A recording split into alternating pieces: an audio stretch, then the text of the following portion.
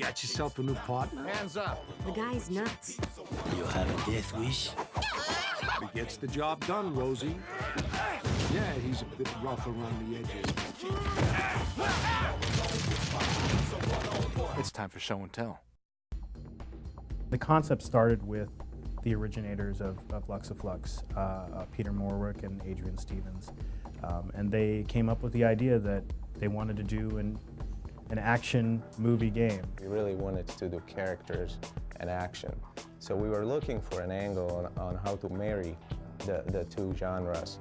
And at that time, my wife and I were into these LA Private Eye novels by Robert Grace, the Joe Pike series. And suddenly it sort of occurred to me that there really hasn't been a successful take on sort of a contemporary cop genre in video games. And it really appealed to me, and I brought it to the guys and we discussed it and we really liked it. So we pitched it to Activision, the publisher, and they liked it as well, so here we are. I think every game starts out, trying to do something innovative and something special. And it takes the right people and the right time and the right idea to make that happen.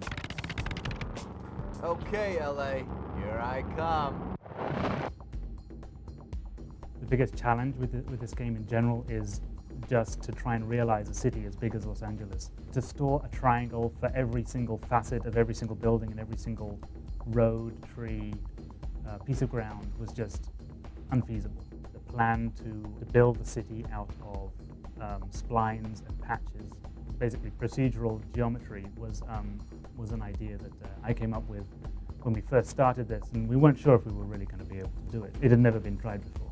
Once we realized that the GPS data was available publicly, we had to learn a lot about the format of that data and how we can crunch that data into something usable by the game. We used a variety of resources to really come up with this accurate LA. GPS data, topographical maps, and even satellite images to really recreate Los Angeles as it stands now.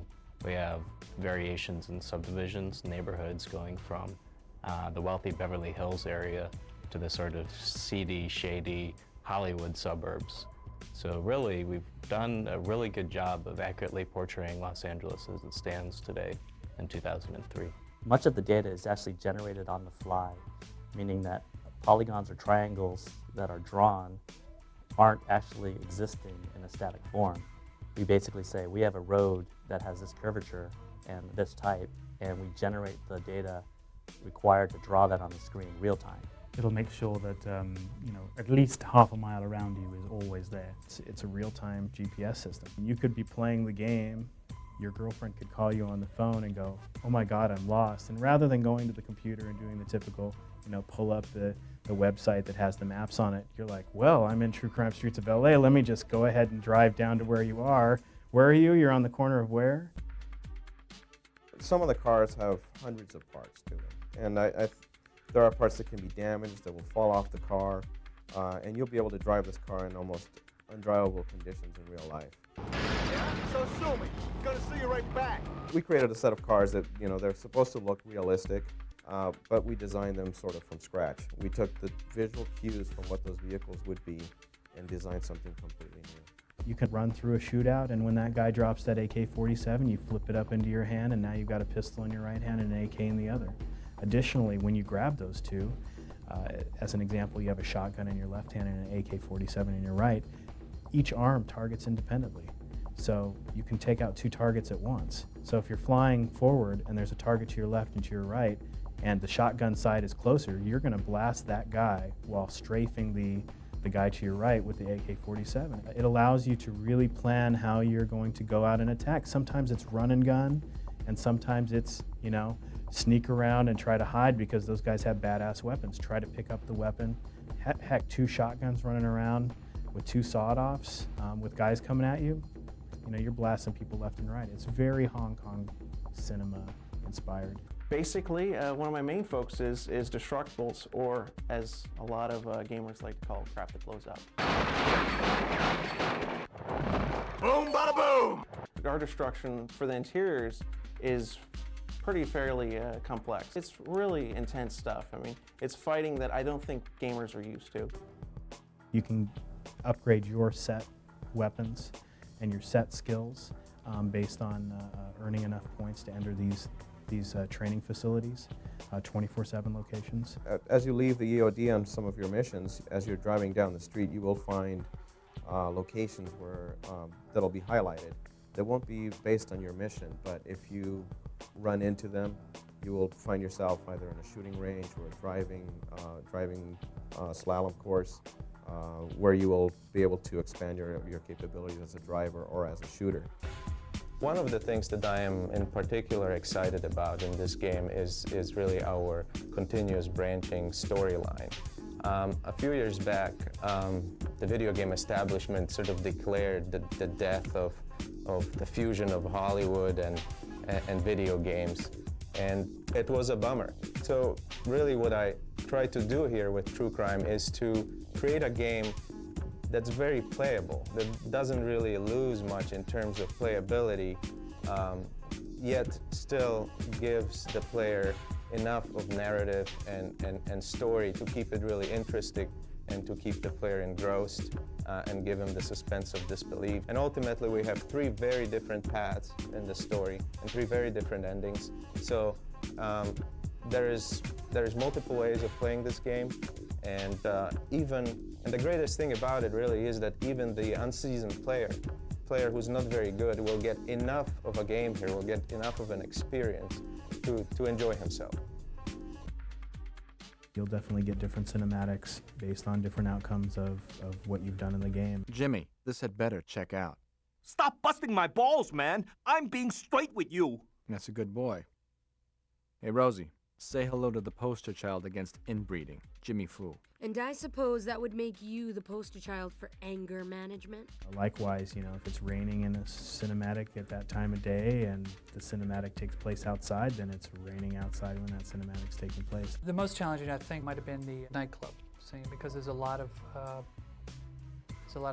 stuff going on in there. It's a little more technical, I think, than some of the other environments. Got rotating lights, and a disco ball, which is sort of reflecting lights all over the place.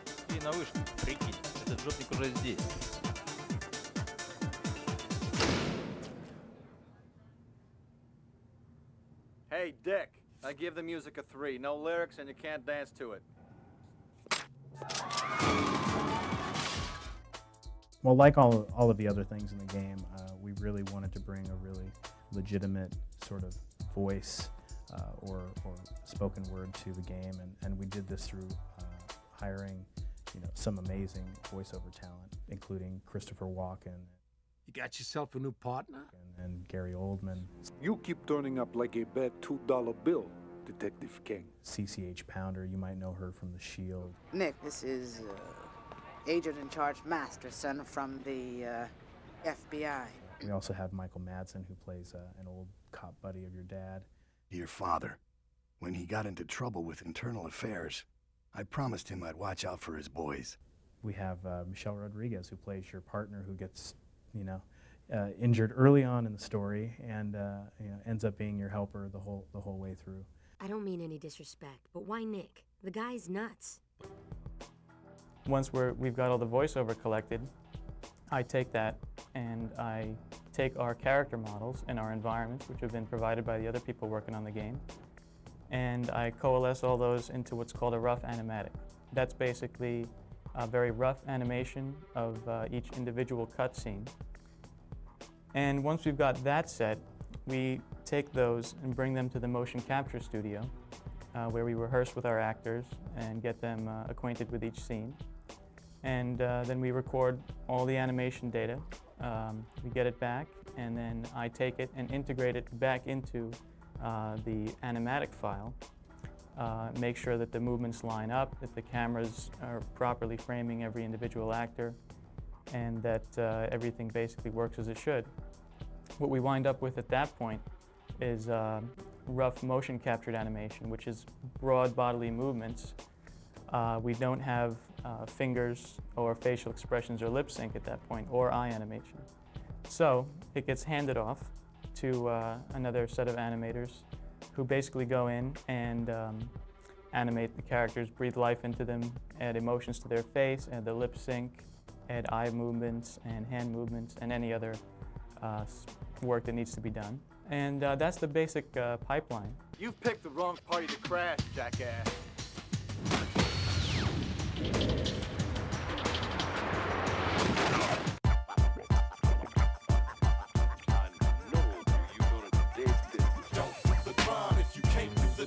Definitely very satisfying to having an end result after you've been working on something for a year or two. Have the end result of a CD in a box on a shelf. And also to create worlds where you can move around and feel like you've really created something. Certainly on that scale, recreating a real city with streets and all its detail, I think it's the first time that I've ever seen it in a video game. Watch shots and beach heat, hot rocks on every block, cold killers on each street, danger on every corner, scum at every turn. This is something that's very cool to us. It's always been very dear to us, and you tend to really pay a lot of attention and take a lot of care of, your baby effectively, and all of these people care for this product like it's their child. The crime if you can't do the time, stay pushing the line in the paint on the grind, play the game for keeps, not for fun, all alone with your peeps, so one-on-one, cause I don't do the crime if I can't do the time, I stay pushing the line in the paint on the grind, I play the game for keeps, not for fun, all alone with my peeps, so one-on-one, it's true crime.